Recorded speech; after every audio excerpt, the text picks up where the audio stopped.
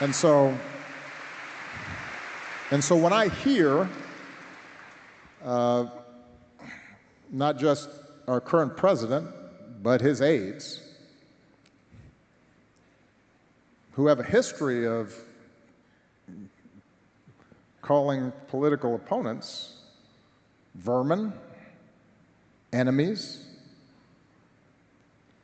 who need to be targeted, that speaks to a broader problem that we have right now. And something that we're going to have to grapple with, all of us, whether we're Democrats, Republicans, independents. We have to recognize that on both sides, undoubtedly there are people who are extremists and who say things that are contrary to what I believe are America's core values. But I will say that those extreme views were not in my White House. I wasn't embracing them.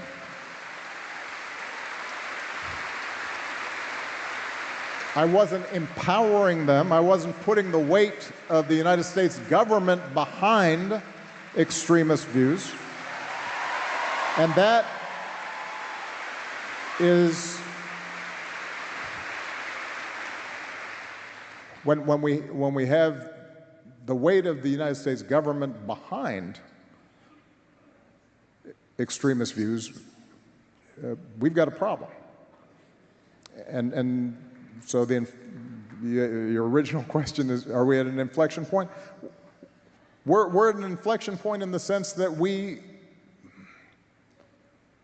always have to fight for our democracy.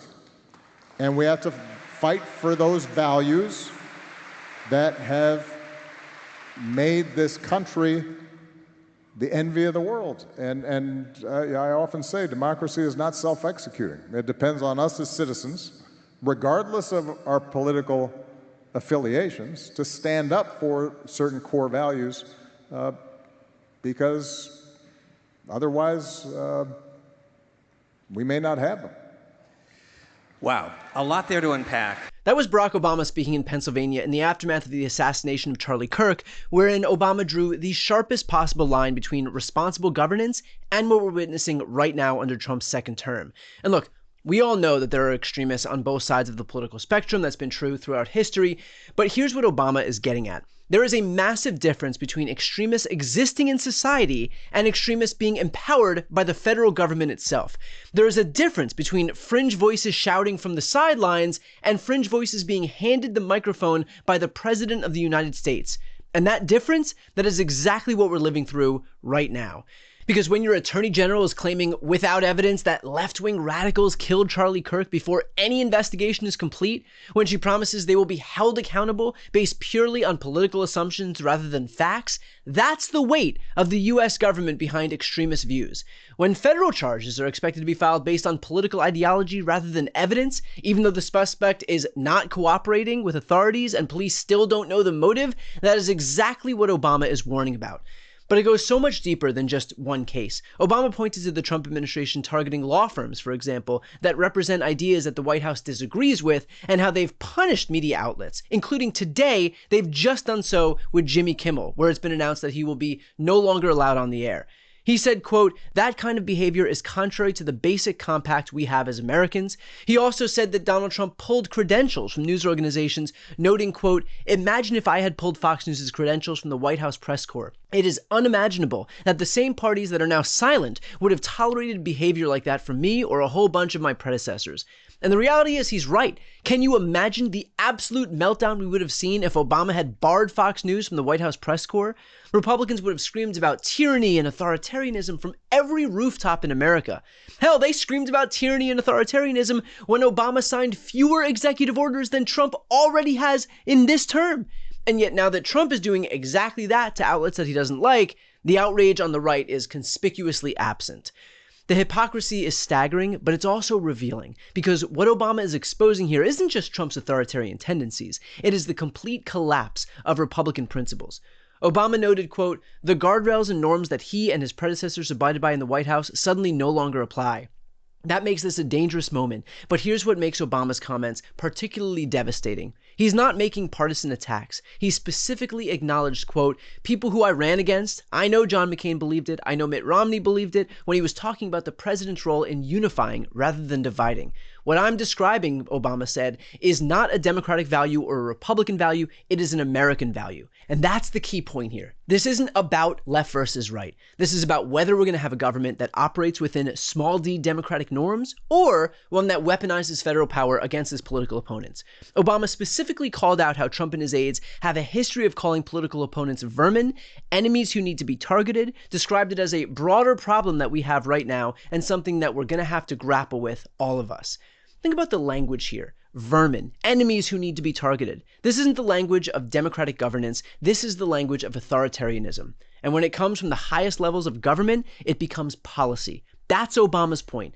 There will always be extreme voices in American politics, but when those extreme voices are given the power of the federal government, when they are empowered by the White House itself, that's when democracy is in danger. Obama described what we're going through right now as a political crisis and noted that the majority of the White House and many Republicans in Congress have demonstrated that they're okay with just breaking the rules, just breaking the system in certain ways.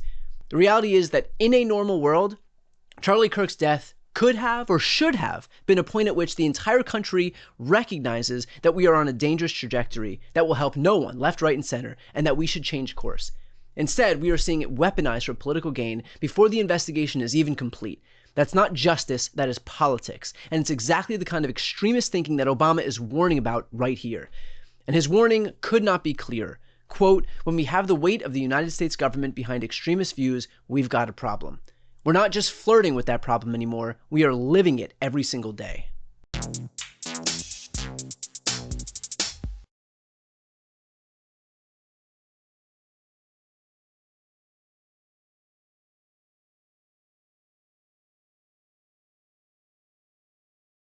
Before you go, if you enjoyed this content and you want to see more and support independent media, please subscribe to this channel. The subscribe button will be right here on the screen.